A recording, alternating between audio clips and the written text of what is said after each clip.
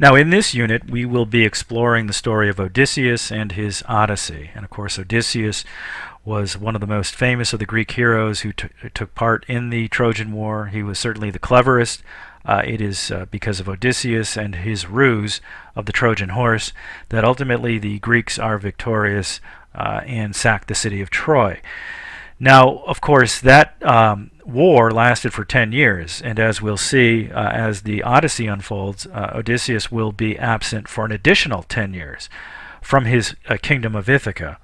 So he's gone for 20 years, and over that period of time, things have really fallen apart back home. And this represents part of the crisis of the Odyssey. Yeah, it would be nice for Odysseus to return home at some point, but what Homer, the poet credited with composing the Odyssey, what Homer makes clear is that there is a sense of urgency. In the 20-year absence of Odysseus, various suitors, as they're called, I will call them moochers because that's what they are, have descended upon the kingdom of Ithaca, wanting to marry the wife of Odysseus, the queen Penelope. And they are a threat to the stability of the kingdom of Odysseus. They're also a threat to his son, Telemachus, who is now a young man. He was just an infant when Odysseus was drafted into the war, and now 20 years later he is a young adult and would like to assume his father's would become heir to his father's kingdom, but these suitors are blocking that because they know that if they marry Queen Penelope, one of them will be king, and therefore Telemachus will be cheated out of his patrimony. So, in a way, that's why I've chosen this particular image to begin this lecture. While the Odyssey is filled with many, many supernatural, mythical creatures that do present Odysseus with mortal danger, I think, and I tend to focus on those mortal beings who really are, I think, to Odysseus and to his family, the gravest threat. And what this image does represent is that reckoning that occurs when Odysseus, after 20 years, finally does make it home and has to confront these suitors. So let us begin. The Odyssey is by far the greatest of surviving Nostoi, and the Nostoi are narratives of return. They are the stories of the various heroes and their attempts to make it home after the Trojan War. And in the earlier unit and the video lecture that accompanied that unit, we looked at the returns of Menelaus and Helen and how they get hung up in Egypt for about 8 years. We looked at Agamemnon, who shortly after returning home is murdered by his wife, Clytemnestra, and her lover, Aegisthus. And so the theme here is that oftentimes, the returns were marked with great peril and danger for the Greeks, and that is it's no surprise given the abhorrent behavior of the Greeks, the absolutely atrocious behavior that they exhibit when they sack Troy, the rape of Cassandra, and many, many other atrocities. Really did sour the gods, even those gods that sided with the Greeks against the Trojans, really were disgusted with how the Greeks finally behave when the city of Troy is sacked. So Odysseus, as we'll see, is going to again have a very problematic return himself. And his homeland is Ithaca. It's off the western coast of Greece, and I'll bring up a map to take a look at some of these adventures, and we'll set things out geographically for you. But it's important to note as we begin that Odysseus is going to be confronting two types of threats. There are, of course, the threats which will challenge his life or challenge his will to return. As we'll see, some of the adventures that Odysseus has and some of the threats that he confronts aren't necessarily going to put him in danger of his life, but could cloud his judgment and perhaps cause him to forget that he has a wife, has a child, has a homeland. And we'll see how that represents quite a danger to Odysseus in his attempt to reunite with his family. Now, the second type of threat, as I've mentioned a moment ago, has to do with what is going on back in Ithaca. And there, Penelope is confronting 108 suitors. They're all named by Homer. And again, these are guys that oftentimes they were second sons, where they couldn't inherit the property. Their eldest brother would inherit their family property. So these guys had to go out and make a life for themselves. And marrying a rich widow who is a queen already of an established kingdom is quite the prize. So Penelope has attracted a lot of attention, and these guys have moved into Odysseus's palace. They're living off the resources of the kingdom, and they are becoming increasingly belligerent and laying some heavy pressure on Penelope to choose one of them for a husband. And of course, one of the characters who is suffering most because of this situation back home is Telemachus, who is now roughly 20 years old. And it's at this point in time that, given normal circumstances, given the fact that or given the possibility that Odysseus was dead, Telemachus would kind of step up and become king on his own right.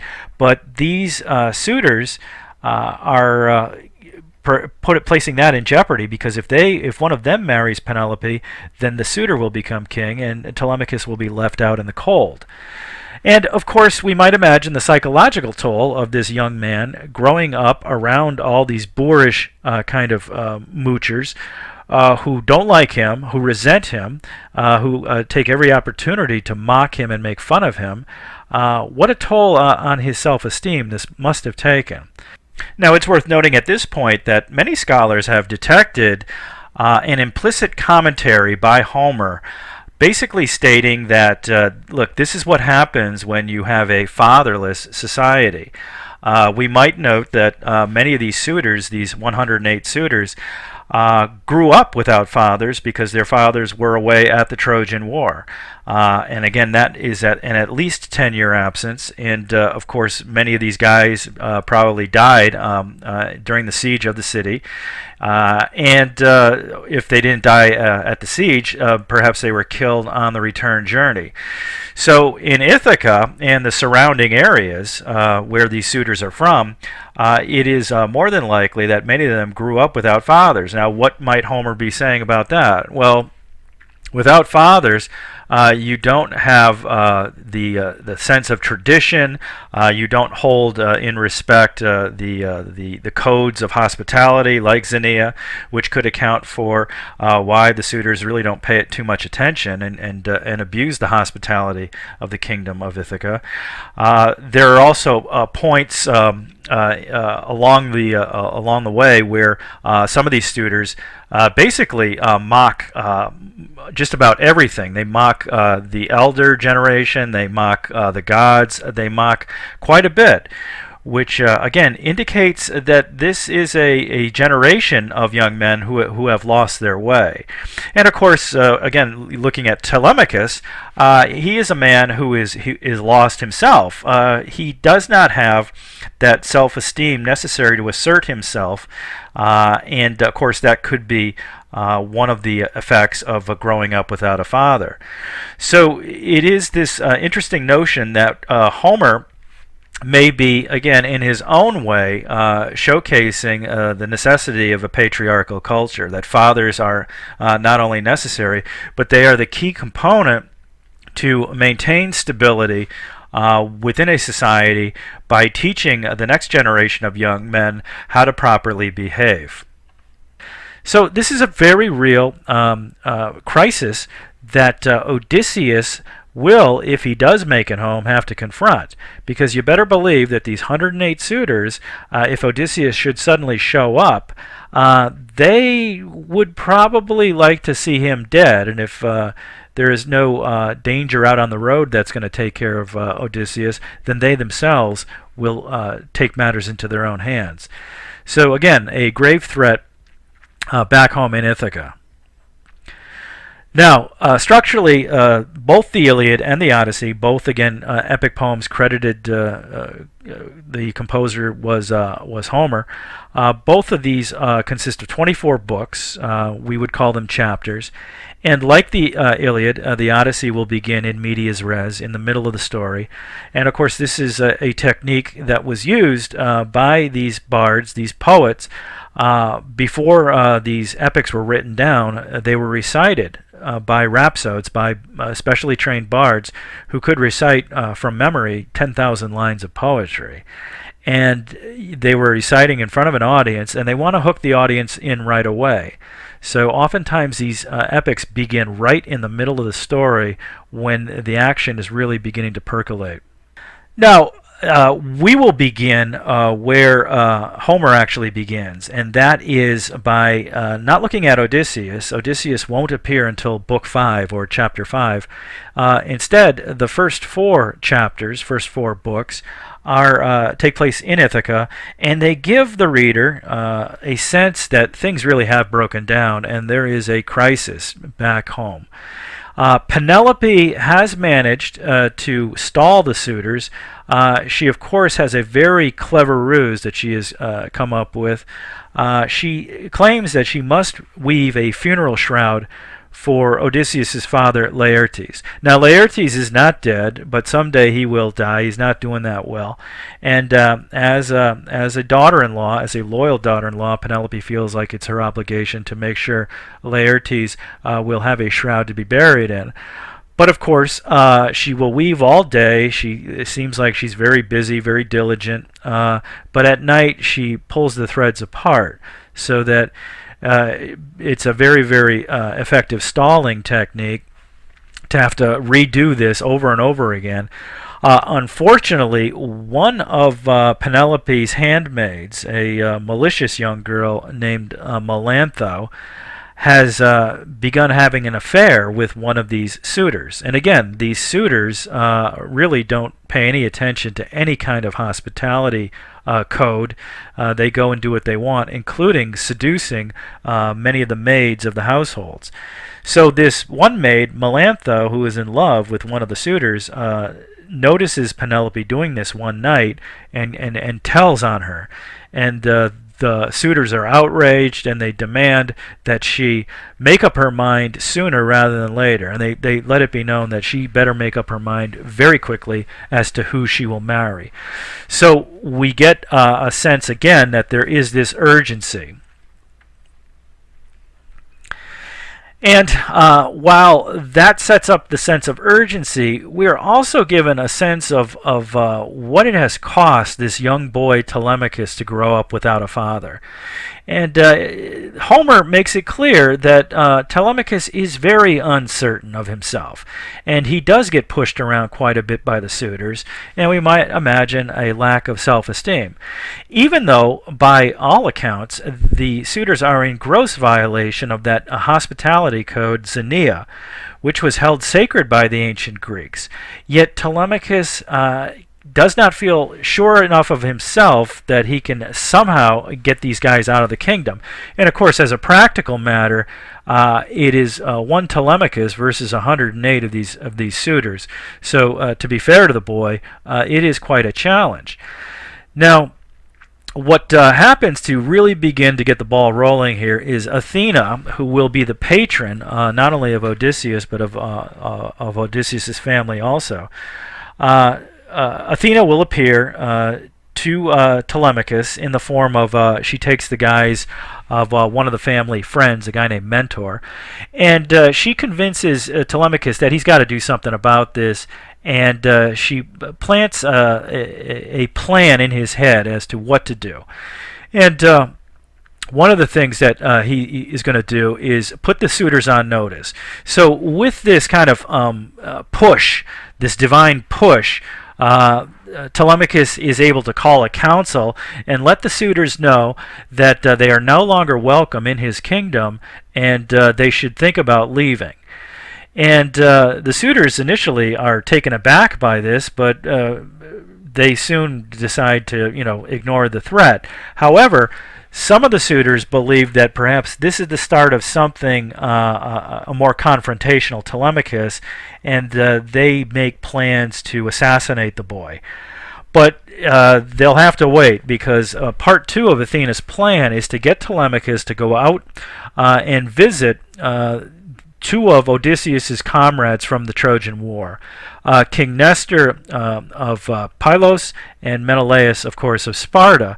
And the idea is, if Telemachus can find out with some certainty whether his father is alive or dead, that may, in a way, give him some sense of closure. Or not. If his father's alive, then that will give him more faith to hang in there until Odysseus does finally return home. So the first four books, these four books are actually called Telemachy because they represent kind of Telemachus' mini-Odyssey within the Odyssey. We have Telemachus going to first Nestor, and then Nestor sends him on to Menelaus. And Menelaus, if you remember from the last unit, Menelaus, during his time in Egypt, had finally gotten out of there by getting a hold of Proteus, the old man of the sea. And Proteus told him a number of things, how Menelaus can return to Greece. But Proteus also mentioned that Odysseus is trapped on an island with a nymph named Calypso. And so that was the last word anybody had about Odysseus, and Menelaus now can share that message with Telemachus when Telemachus comes to visit Sparta. And so this news, of course, gives Telemachus some hope and some faith that Odysseus is alive, and if he's alive, he will return home someday. So with this kind of optimistic note, the Telemachy concludes, the first four books concludes, and now, for the first time, we shift our focus to Odysseus himself. And his story begins in Book 5. And sure enough, Odysseus, as the scene opens in Book 5, he is trapped on the island of Ogygia, and he is there basically held there by force by the nymph Calypso, who is attempting to get Odysseus to agree to more or less marry her, and she has promised him that he will gain immortality if he does so. So that's quite a prize for Odysseus to marry a goddess, become immortal, and live out the rest of his days on a beautiful kind of island setting.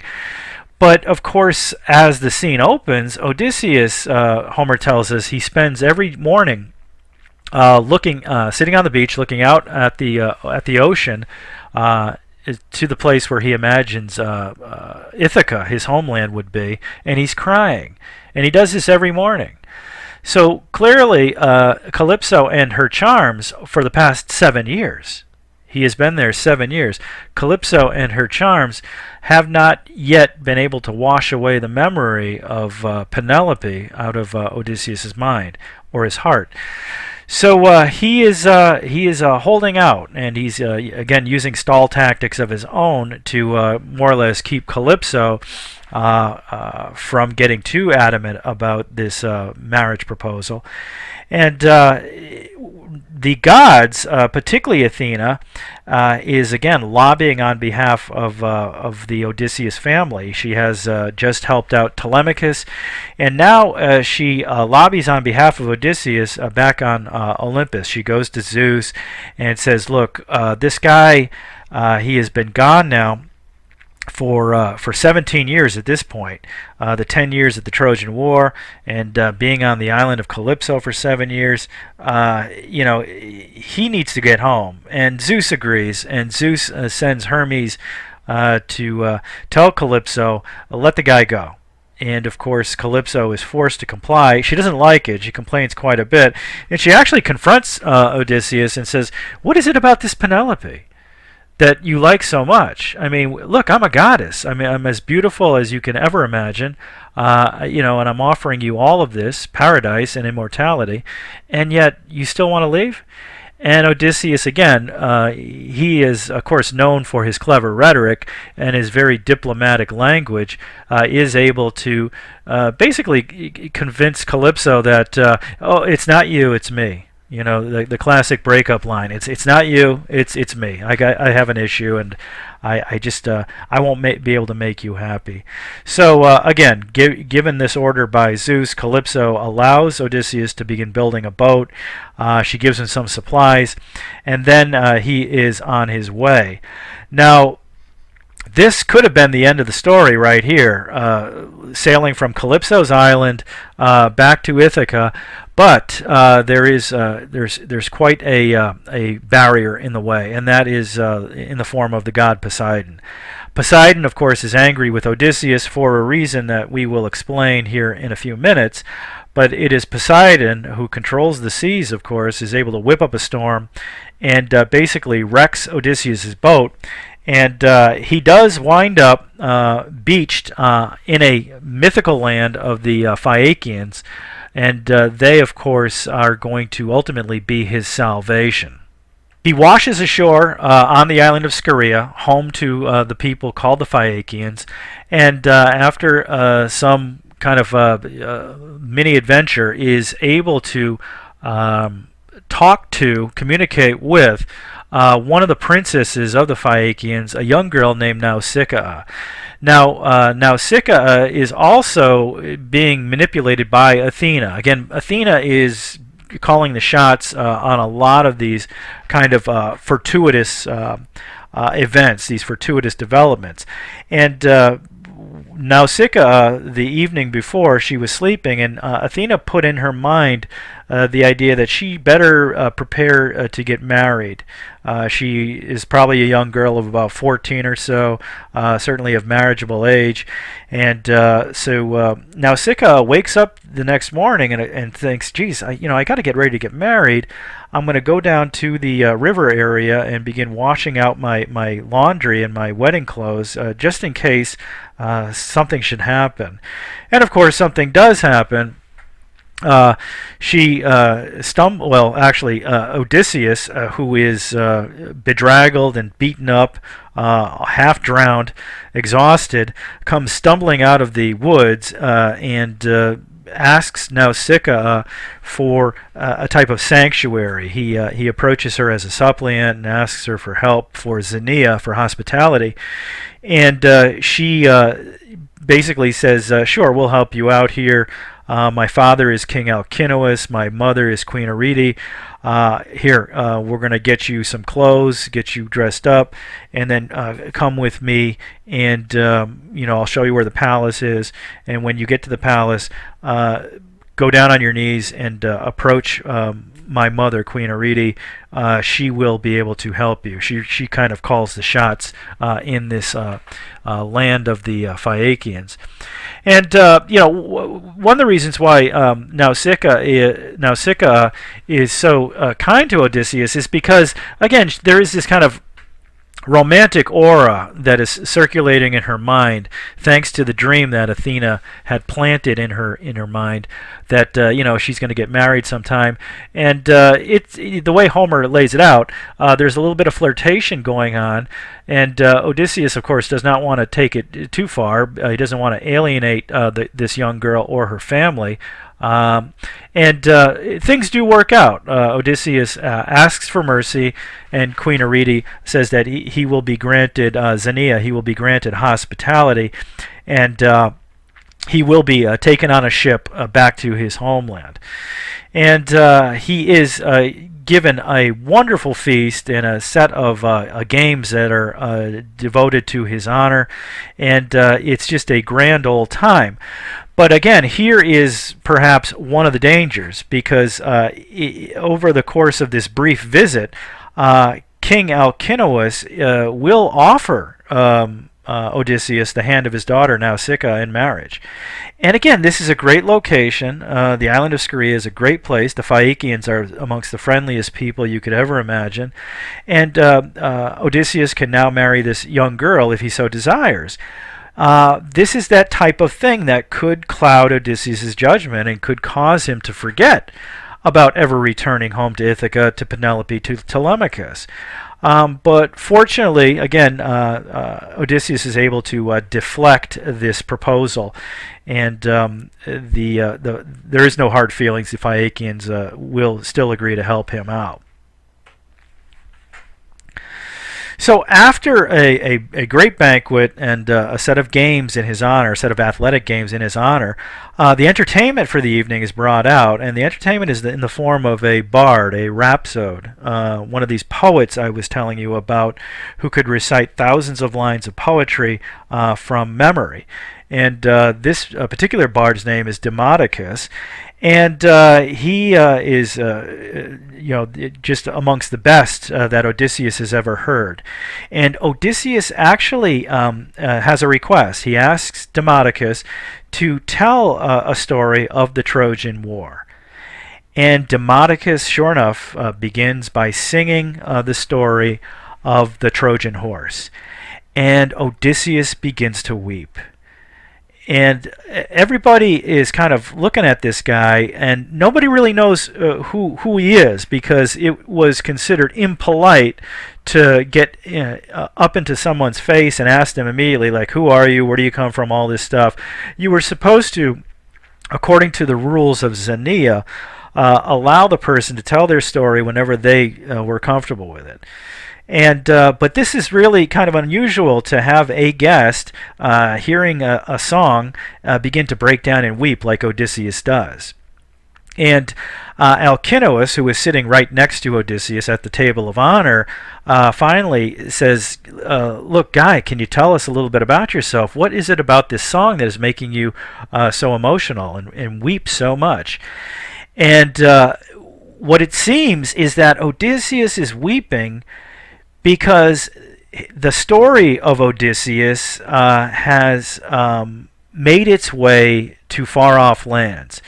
Now, if you remember the lecture on the Iliad and how we looked at the interdependent concepts of kleos and time, and kleos is glory. It is what people say about you, not only in your immediate surroundings, but how far does your reputation extend beyond your immediate environs. And the reason why Odysseus is weeping so much is because this is every hero's dream, is to have his story being told by people you never even heard of.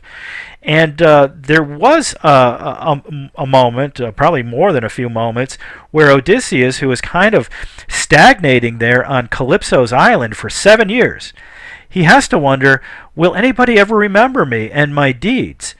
And now the deeds are confirmed. This bard is singing about Odysseus and the Trojan horse. So when Alcinous asks Odysseus to identify himself, Odysseus actually says, I am Odysseus, son of Laertes, and my kleos reaches the sky. He is overjoyed, and he's proud. And then the spotlight, if you will, turns on Odysseus, away from Demodocus the bard, towards Odysseus, because, of course, now that the Phaeacians know that they have this hero in their midst, they want him to tell some stories about himself and some of his adventures. And this is when we get the third part of the Odyssey. The first part was the Telemachy, the story of Telemachus and the drama back in Ithaca. This is kind of the second part, where we get an understanding of what's been happening to Odysseus and how he reaches the sanctuary of the island of Scheria and these Phaeacian people. Now, the third part of this narrative is going to require Odysseus to, in his own words, tell the adventures that he has undertaken from the moment that he left Troy. And of course, this is the most famous part of the Odyssey, and this is where in your text Jenny March spends a lot of time outlining these various exploits. Now, this is a map, one of many. If you were to go online and Google Odyssey map, Adventures of Odysseus, whatever, you'd get so many different types of maps. I've chosen this one in part because it does kind of line up with my understanding of how and where these adventures took place, but it's also very clear, and I knew that it would show up well as a graphic for this video. And what we'll look at briefly are some of these adventures. Again, they're covered in some detail by Jenny March, so I don't want to spend a lot of time and I don't want to turn into an hour-long video lecture. But we'll begin with Troy itself, and of course Troy is listed as number 1. This is the initial point, but you can see that we have quite a bit of ground to cover, and I should say quite a bit of ocean to cover for Odysseus before he can finally make it back home to Ithaca, right here. So we'll begin, as Odysseus did, with the journey away from Troy. Rather than returning directly home to Ithaca, Odysseus and his contingent of 12 ships, he decides that he is going to kind of continue his plundering, and he heads up north to the land of the Cicones. And it is here where, after initially a successful foray, a successful raid against the Cicones, Odysseus and his men get a little sloppy. They decide to hang out for a little while and chill out, and that unfortunately for them gives the Cicones time to regroup. And here you see in this image down below that this is the battle in which the Cicones have come back and really do a number on Odysseus and his men. They kill roughly 72 of Odysseus's warriors before Odysseus can get his ships back in the water and out of there. So not a very auspicious start for the beginning. And there's a trend here that we're going to see repeat again and again, in which Odysseus and his men make some pretty serious missteps. I mean, they are considered heroes and all that, but at times you have to scratch your head and wonder about their bungling of certain aspects of these various adventures. But anyway, they do get back onto the high seas, and then the north winds begin to blow them off course. Again, the idea would be that if you could round the Peloponnese and get on the other side of Greece, and boom, you're right there to Ithaca. That would be a very, very short and uneventful journey. But the north wind does blow them off course, and they wind up to number 3 here, the land of the Lotus Eaters. And Odysseus sends some scouts ashore, and this is going to be another trend where there's a curiosity involved in wherever these Greeks wind up. They're always curious about the people who inhabit different lands. So they always have to check things out, and oftentimes, you know, it's curiosity that killed the cat. Well, it's going to be curiosity that will get these guys into a lot of trouble. Well, fortunately, it's a rather benign, or maybe a more insidious threat for the Greeks. The land of the Lotus Eaters, of course, is made famous, and here is one depiction of that in this center painting. These are people who eat the fruit of the lotus, and the effect is to make them forget everything. And so it's like a drug, it's like a narcotic. And, you know, of course, when Odysseus's 3 scouts, you know, interact with the Lotus Eaters, they offer them the fruit of the lotus, and these 3 Greeks consume it and begin forgetting, and they don't want to go anywhere. They don't want to do anything. And Odysseus has to actually drag them back to the ship and get back onto the sea. So again, this is a type of threat, the threat of forgetfulness. That if, for example, if Odysseus had consumed this plant, he would forget all about heading home to Ithaca, to Penelope, to Telemachus. And again, that's a type of threat to the success of his journey home. And then we wind up after the Lotus Eaters to adventure number 4 here, and this is the island of Cyclops. And Sicily is most often noted as the location where, if this adventure took place, it took place on the island of Cyclops. There are other differing accounts, but we'll go with this. And of course, the Cyclops is you know, an enormous beastly type of creature with one eye. This particular Cyclops, Polyphemus, is the son of Poseidon. And of course, this is the most famous of Odysseus' adventures. He lands on the island and decides again to check it out. He's curious, and he makes a fortuitous decision at the last minute to take along a couple of sacks of wine, and the wine will prove instrumental in his survival. He's bringing it along as a zinnia gift. Again, the guest-host relationship. He's wondering what kind of zinnia will he be offered by whoever inhabits this particular land. And so he and his men wind up in the cave of the Cyclops. Cyclops is not there yet. And they begin making themselves at home, and sure enough, the Cyclops returns, and rather than getting good zinnia, they get the worst possible zinnia. The Odysseus and his men are threatened, and then some of the men are actually eaten by the Cyclops, and Odysseus will, in desperation, formulate a plan that will be pretty effective. He offers the Cyclops a zinnia gift of the wine, tells the Cyclops that his name is Nobody, and then when the Cyclops drinks the wine, passes out, Odysseus and his men will blind the Cyclops using a fire-hardened pike that they craft. And when the Cyclops wakes up, he's screaming in pain, and all the other Cyclopes, his neighbors, are asking what's wrong. And the Cyclops replies, I'm being attacked, and the other neighbors ask, well, who's hurting you? And the Cyclops says, nobody is hurting me. And so the neighbors, the neighboring Cyclopes, basically say, well, then go back to bed.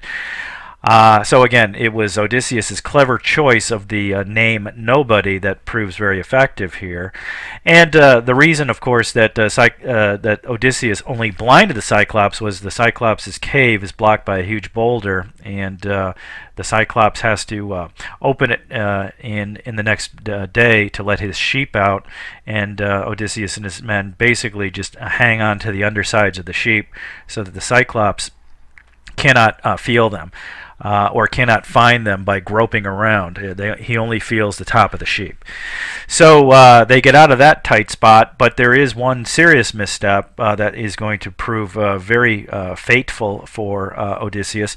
When they are leaving the island, Odysseus sees the Cyclops and feels the urge to shout out, my name isn't Nobody, my name is Odysseus, son of Laertes, and I'm the one who did this to you.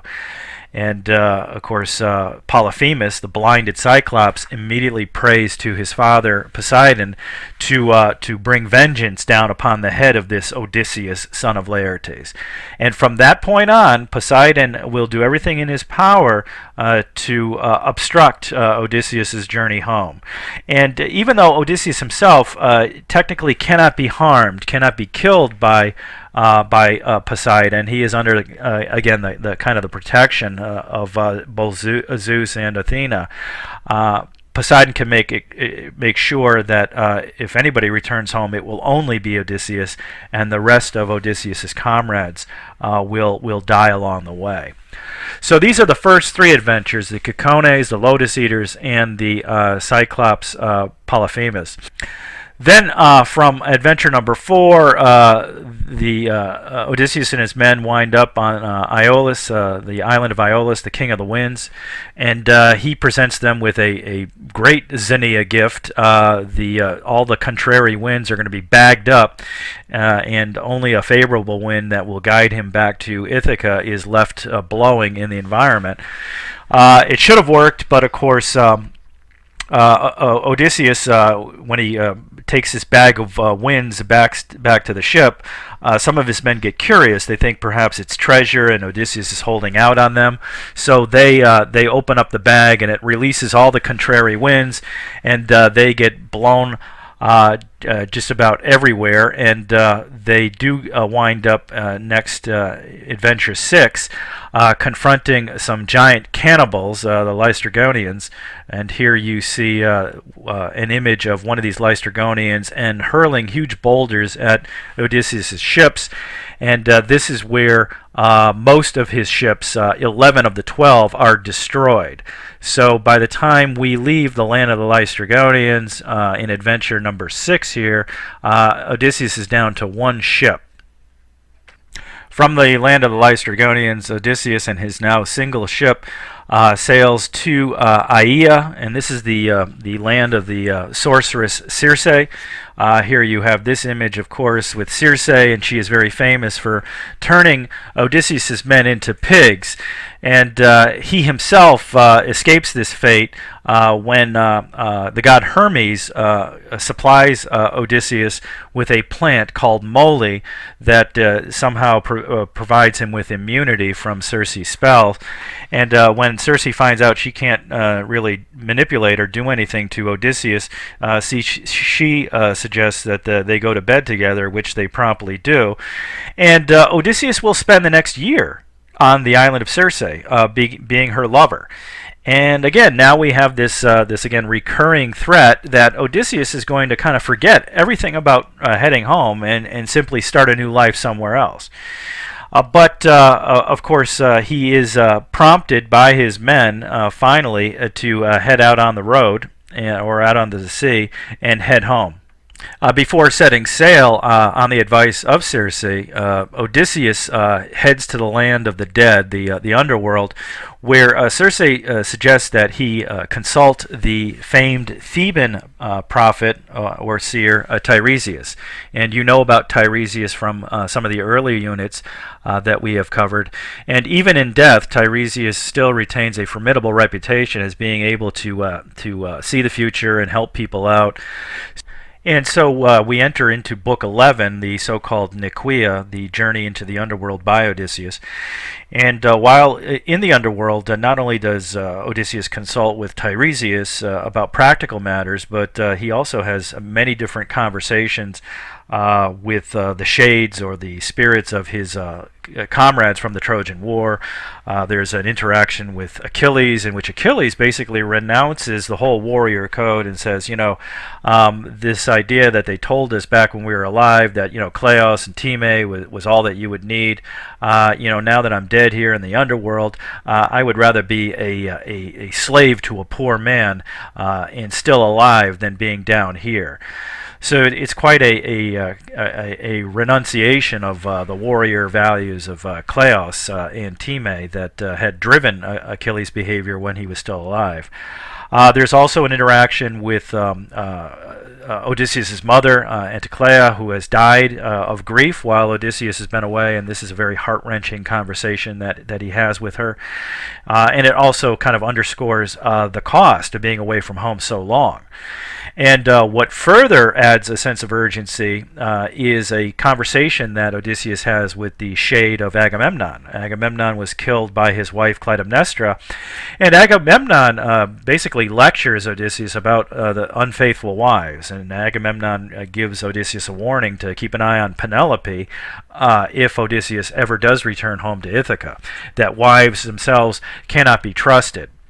And this highlights the kind of the positive light that we can now view Penelope in. I mean, there are alternative behaviors that she could have pursued. She could have taken one of the suitors as a husband or as a lover, but she remains faithful to Odysseus even though he has been gone for all these years. So it's quite a contrast between the wives. So anyway, the main purpose was to consult Tiresias, and Tiresias tells Odysseus that there is trouble back in Ithaca, that the suitors are putting pressure on Penelope, and this again adds a sense of urgency to Odysseus' return. He must move quickly to return home to save his kingdom and save his family. Tiresias will also let Odysseus know how, in the event that he does return home, how to get Poseidon off of his back. And he leaves Odysseus with one final warning. He says, you will return home. You will be able to make it home if you don't touch the cattle of the sun god. And so with that admonition, Odysseus then heads back to the land of the living, and the journey then resumes. So after leaving the land of the dead, the underworld, Odysseus and his men journey first back to Aia, Circe's island, and then they head back on to the sea to head back to Ithaca. And it is here that we see three more adventures in Book 12. First are the encounter with the sirens, and of course the sirens were capable of making such beautiful music that sailors would often wreck their ships on the rocks or simply jump overboard trying to swim or sail to where the music was coming from. Odysseus can't leave well enough alone. He has to hear the music of the sirens, and he comes up with a way where he can safely do this. He has his men lash him to the mast of the ship, and the men all have wax stuffed into their ears where they can't hear the music, but Odysseus can, and he will be one of the only mortals to hear the song of the sirens and survive. Then it is on to the dangers of Scylla and Charybdis. Scylla, basically a six-headed beast who is inhabiting a rocky outcropping in a cave right alongside the water. And here in this middle image you get a sense that as ships would approach nearby, and they were forced to because of a whirlpool, the whirlpool called Charybdis, the ships navigating this area had to skirt the rocky area, and that is where Scylla, with her 6 heads, would kind of jump down and grab 6 men and consume them. And so Odysseus will lose 6 men. And there is also the danger of losing the entire ship to the whirlpool, but they're able to navigate that, and they do make it to the island of the sun god. This is adventure now 13. And the admonition of Tiresias now looms large. You will make it home, Odysseus, if you and your men don't mess with the cattle of the sun god. And initially it seems like, yeah, we can do this. We can just kind of land here and get back on our way. But unfortunately, contrary winds keep the ship on the island for an extended period of time, and the men run out of food. And of course, they've got all that cattle there, and they decide, while Odysseus is sleeping, the men, again, it always seems to be the men, the crewmen, who get into trouble here, and that causes Odysseus a lot of grief. But some of these guys begin to barbecue some of the cattle, and of course, the sun god, asks for the intervention of the gods, and when they do finally get on the sea, that is when the last of the ships of Odysseus is going to be destroyed, and he himself will barely make it out alive. And he winds up washed ashore on the island of Calypso, where he will again spend the next 7 years of his life. And now we are at the point where our story began, with the gods telling Calypso to let Odysseus go, and Calypso finally does relent, and Odysseus is allowed to go, and he will wind up almost making it home to Ithaca. Again, Ithaca is right here, but Poseidon, who again is keeping a sharp eye out for Odysseus because of the blinding of Polyphemus, Poseidon decides that he's going to wreck Odysseus's little raft, and Odysseus winds up barely alive on the island of Scheria, the home of the Phaeacian people, who show him such great zinnia, and who he has been telling these stories of these adventures to at that feast. So when Odysseus does finish telling his story to the Phaeacians, we might imagine everybody's just looking at him with mouths agape, just totally and eyes wide open, like, oh my God, I can't believe all these adventures that you survived. And the Phaeacians really do want to help Odysseus make his way home to Ithaca, and they do. He is put on a ship, and one of these magical ships that can navigate and get back to Ithaca, and Odysseus is left sleeping, and they gently bring him ashore onto his island. And once he has safely arrived back in Ithaca, Athena then steps in and begins to actively involve herself in helping Odysseus secure his kingdom and remove the threat of the suitors. Now, the first thing that Athena does is, while Odysseus is asleep on the shoreline where the Phaeacians have left him, Athena will disguise Odysseus as a beggar, and she will shroud the island of Ithaca in a mist. And the reasons for this are the beggar disguise will come in handy. It will allow Odysseus to make his way back to the palace without being observed by the suitors or being recognized by the suitors. He, as a beggar, will be unobtrusive. Nobody pays attention to beggars. To shroud the island in mist is a very clever ploy by Athena, because she knows that if Odysseus wakes up and immediately recognizes that he's back home, he could go charging off into the palace to seek revenge right away without thinking things through. So there is a kind of a cooling off period that needs to take place before Odysseus can begin to go into action. So Athena's help is going to be instrumental from this point on. Now, Odysseus gradually will wake up and realize that he has been disguised as a beggar by a god. In this case, he knows Athena's helping him out.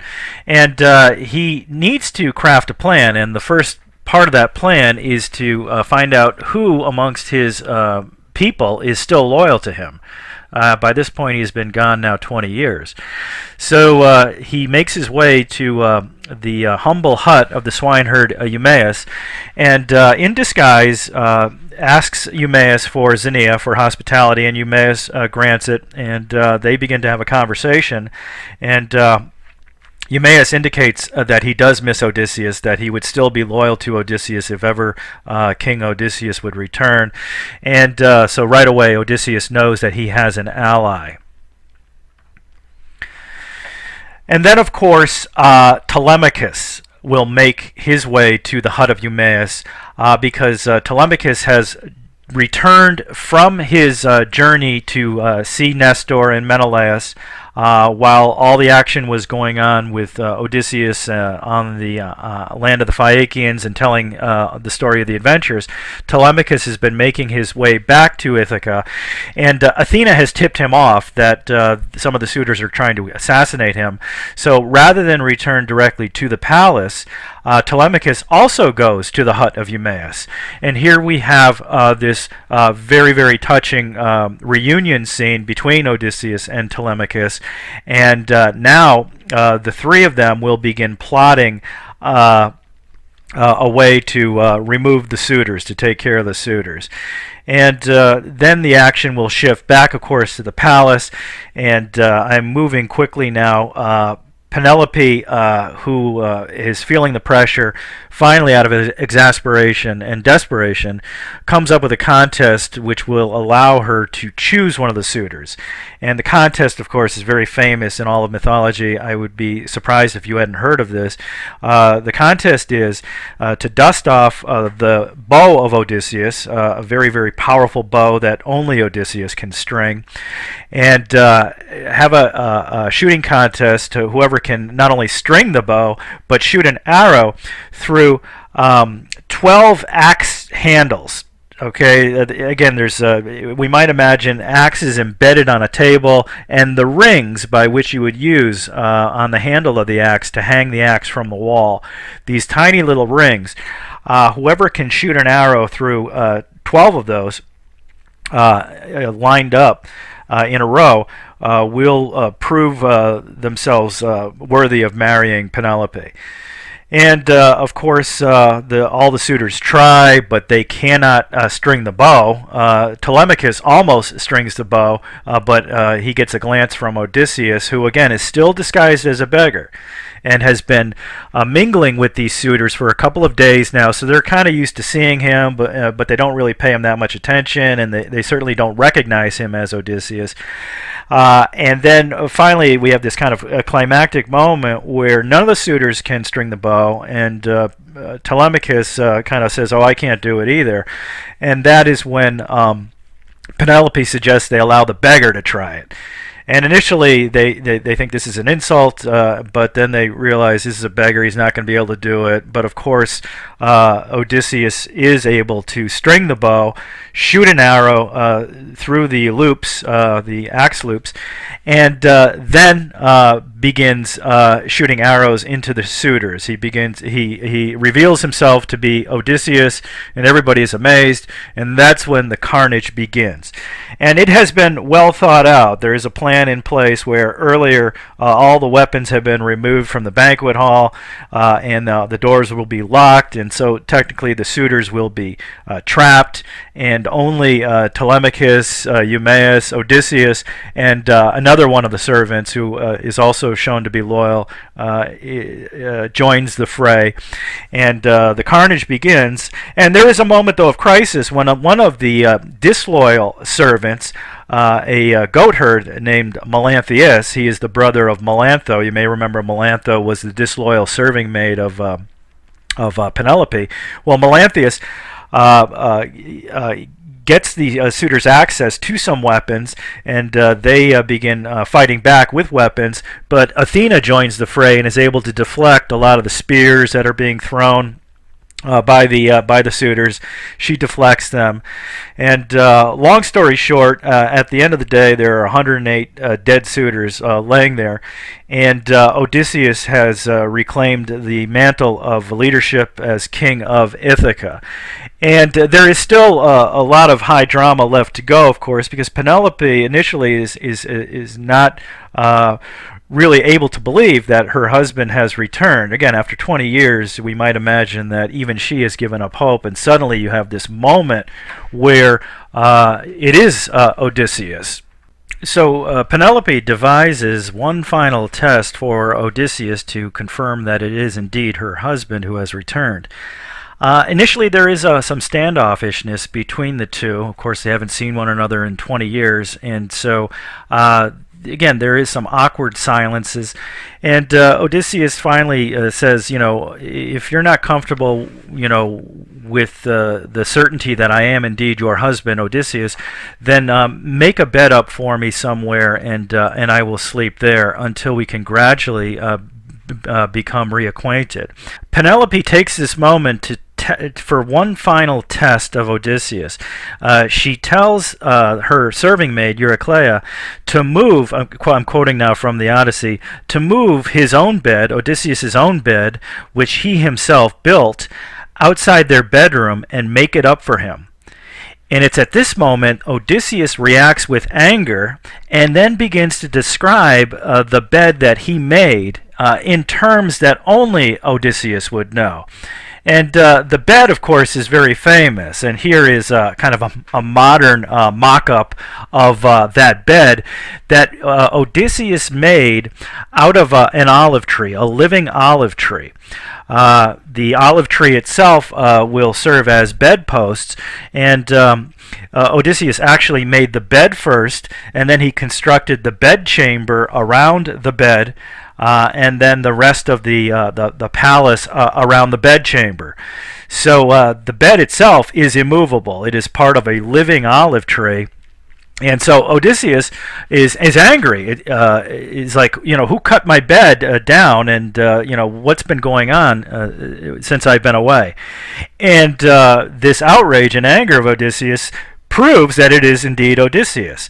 So Penelope rejoices and rushes to him, begins kissing him, and she asks his forgiveness for being so cautious. But of course, Odysseus is justifiably proud of her for her caution and for her ability to maintain the household until he has been able to set things right. So it is finally a joyful reunion, and they will spend the next roughly 2 days getting to know one another. Athena actually holds back the dawn, prevents the sun from rising, so they can enjoy a very, very, very long night together. But the action is not yet done. What we have now to confront is the possibility that these 108 suitors all had family members. And again, the code of justice back then was the code of the vendetta. If somebody kills a family member, you got to go out and get revenge. And Odysseus is well aware of that. So he puts in place a charade. He tells all of his servants to dance around, and he orders musicians to make music so that anybody that's walking by the palace would think that Penelope has chosen a husband and that the marriage ceremony is now underway. Because Odysseus needs some time to think through, how am I going to defend myself from all the family members of these 108 suitors who are going to come for revenge? And then, of course, Book 24, the final book of the Odyssey, ends with the tying up of all these details. Odysseus goes to seek out his father, Laertes, who has been living out in the countryside as a kind of as a poor man. He is grief-stricken over the absence of his son. And then Odysseus and Laertes have a reconciliation.